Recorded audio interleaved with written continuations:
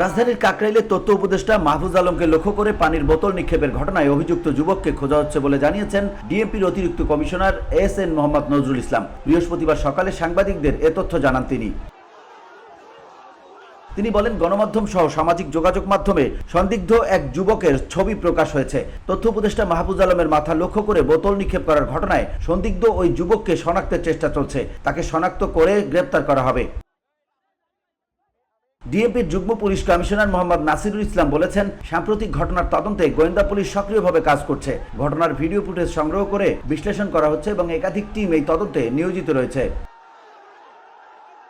এর আগে জগন্নাথ বিশ্ববিদ্যালয়ের আন্দোলনরত শিক্ষার্থীদের সঙ্গে কথা বলতে বুধবার রাতে কাকরাইল মসজিদের সামনে গিয়েছিলেন উপদেষ্টা মাহফুজ আলম। সেখানে কথা বলার এক পর্যায়ে তাকে লক্ষ্য করে একটি প্লাস্টিকের পানির বোতল ছুঁড়ে মারা হয়। বোতল ছুঁড়ে মারার ভিডিওটি ইতিমধ্যে সামাজিক যোগাযোগ মাধ্যমে ছড়িয়ে পড়েছে।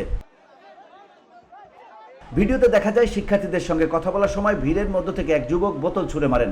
ওই যুবকের মাথায় ছিল ক্যাপ। পাশেই ছিলেন পুলিশ সদস্যরা। পুলিশ ওই যুবককে কিছু একটা জিজ্ঞেস করতেও দেখা যায় ভিডিওতে।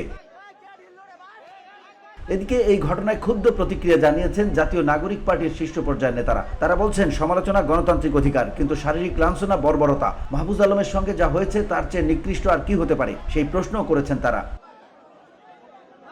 VOD Bangla news desk.